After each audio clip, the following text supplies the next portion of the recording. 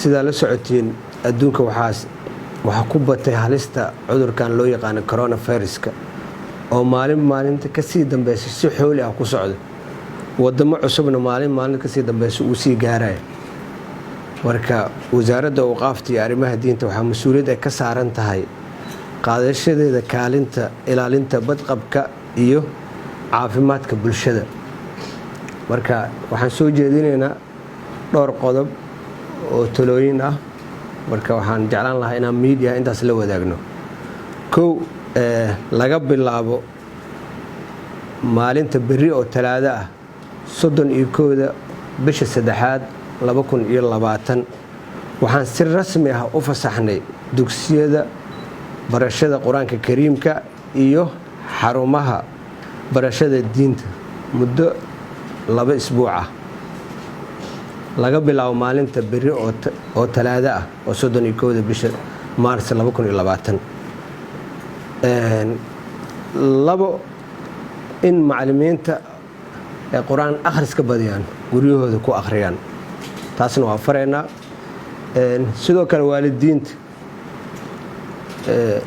inay ilaaliyaan xuquuqda macallimiinta taasna waa fareena saddex in dadka waxaan soo jeedin lahayn in dadka ay ku dukan karaan guryahooda dadka inay guryahooda ku dukan karaan oo soo jeedinayna maadaama ay habboon tahay isu imaashaha in la yareeyo marka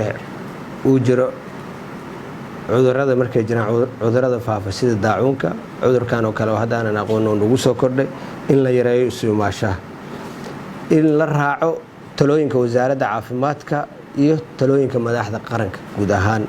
in la iska ilaaliyo meelaha dadka iskugu imaanayaan aan la iskugu imaanin يعني آية القرآن كوحوا يا أيها الذين آمنوا خذوا حذركم في جنان وتذكر في جنان هم وجيان نول يعني قرقي سنول وده تذكر الناس كوي مادان إن لا يرى تاسع إن السكيلال وقدام بين وحن إله سبحانه وتعالى كبرينا إن أمة الصوماليات يجود أهان عالم كورن عذر كان هلسته إنه naga badbaadiyo oo ummadda islaamka meel kasta ay joogaan ka badbaadiyo jazakumullahu khayr aad u mahadsantiin